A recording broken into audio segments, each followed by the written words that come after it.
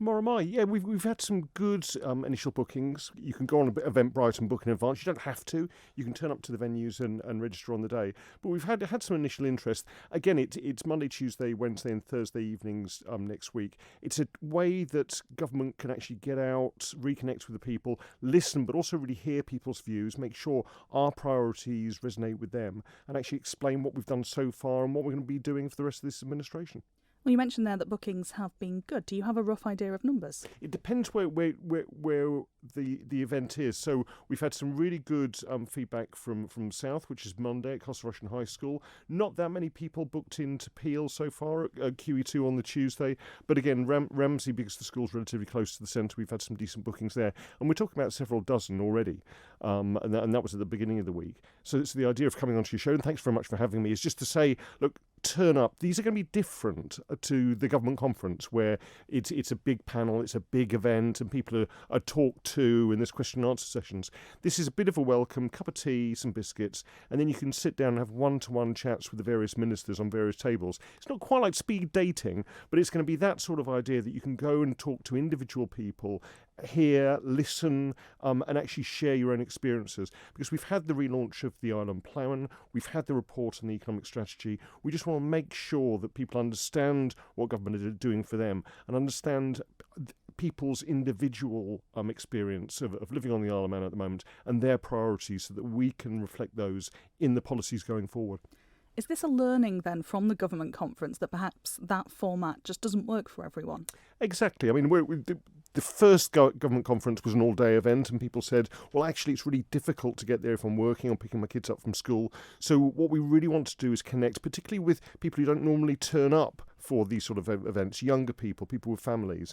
That's why we're doing it in the early evening, from doors open at 5:30, aim to close at around about 8 o'clock. It's very informal, so you can come and go, but you do have your chance to talk about the things that are important to you with the people who can make a difference in terms of policies and legislation. Now, Minister, many people have claimed a lot of dissatisfaction with this government over the last 2.5 years. So when you take questions from those who come along, are you and your colleagues ready for a potentially pretty rough ride? Yeah, I mean, I don't think anyone's going to be searching people for pitchforks on the way in.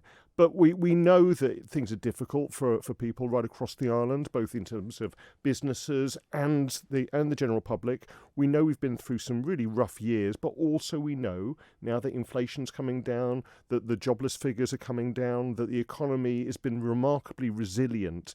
And what government needs to do is actually invest in the island, make sure that resilience continues, but also make sure that people actually see the benefits of the policies we've been putting into place over the last 2.5 years. In a recent interview, the Chief Minister told Manx Radio government needs to reconnect with the Manx public and listen more. So is this just lip service, a bit of a PR exercise, or will Comyn genuinely listen to the points put forward by the audience? And actually, just as crucially, will you act on some of the feedback? Absolutely. And again, I think we need to remember that on the Isle of Man, politicians are probably the most approachable anywhere else in the world. You can bump into your ministers in the supermarket, you can phone them up, you can email them, you can access them on Facebook. We're always coming onto the Man-in line. We have that immediacy because we are members of the community we serve. So we are listening, but more than that, we've got to hear. We've got to make sure that we're hearing people. There are lots of different views on the island, though. I mean, when you talk about dissatisfaction, also there are people who are doing very well on the island. So it's not all doom and gloom, but what we need to do is make sure that our policies resonate and deliver for the people of this island, particularly now that we're halfway through the administration. I mean, we started off going around in terms of talking to people about the Island Plan back in 21-22. Now's the time, as the Chief Minister has said, to reconnect, to re-explain, to re-listen and re-engage. You mentioned there the accessibility of ministers generally. There are some of you who we hear from quite often. Your departments are very sort of customer facing, and there are some that are perhaps less public. We don't hear from them quite as often. How important is it to have that broad access to all of the ministers? Yeah, I mean, all of us have very much an open door policy. I think in terms of engaging with people from all different parts of our community, whether individuals or companies. I think all of the departments in some ways touch people's lives. So, for instance, DEFRA, people may not necessarily think, well, DEFRA's got nothing to do with me, but then you get stories about the meat plant, or then you get stories about footpaths, or then you get stories about the wildlife park and a wallaby gone loose.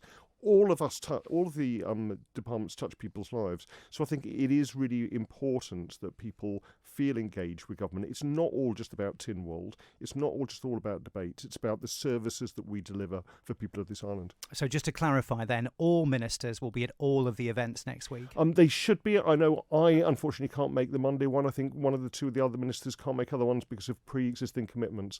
But we will have stands there. We will have information there, and we will have people to take feedback. So we are trying to get every single minister or a representative of the individual departments to each of these evenings.